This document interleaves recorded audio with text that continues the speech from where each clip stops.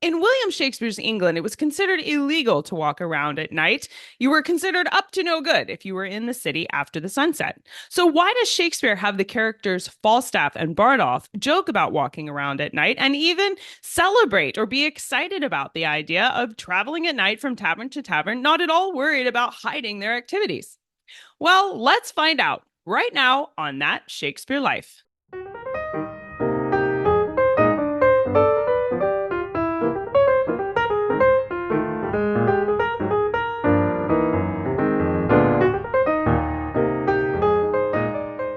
In William Shakespeare's England, getting around at night was a treacherous activity. Firstly, because there weren't any lamps on the street, of course. There was no electric lighting to light your path.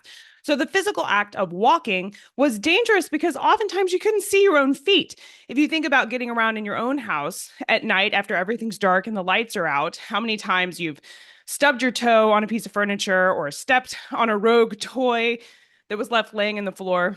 Magnify that by like 100, and that's kind of what it was like trying to get around in London at night, where the streets were not paved and any manner of obstacle could be in your way. To get around at night more safely, often link boys were hired to carry torches to light your way, or you yourself might carry a candle to guide your way. Some houses even had a snuffer on the outside of their home, where you might expect a doorbell to be today, where travelers could extinguish their torches before entering a home. Or a link boy that had been hired to carry the torch could extinguish his torch because he had arrived at his destination. The surprising thing about getting around at night in Shakespeare's England is that it was largely an illegal activity. There were people hired to police the cities or towns and essentially investigate anybody who was found out of doors after the sunset, because there was a curfew put on the town, and it was kind of assumed that if you were out after dark, you were up to no good. And that's illegal for being outside for any purpose. You didn't have to be committing a crime. You simply had to be out at night past the curfew to get in trouble with the law. So why exactly are there provisions like link boys and candles made available for getting around at night if it was an illegal activity?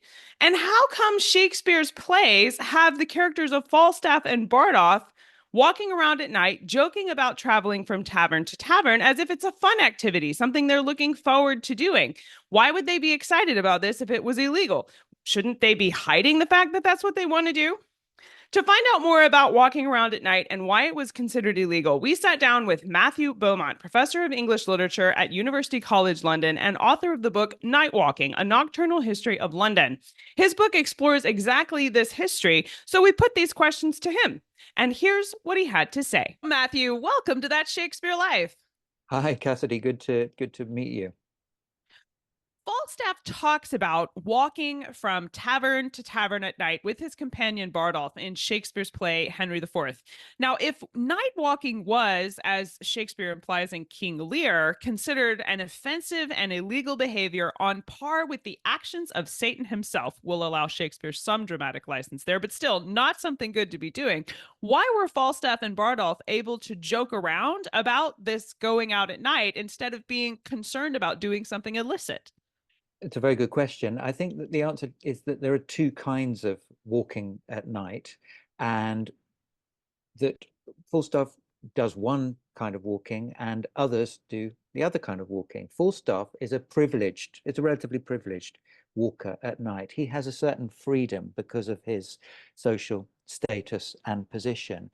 And for him, therefore, it is okay to carouse in the streets, to behave badly, to drink, to careen around, and and generally to celebrate an emergent nightlife, as it were. So when he's out with Bardolph, for example, he says to him, "Thou hast saved me 1,000 marks in links and torches, walking with thee in the night between sorry."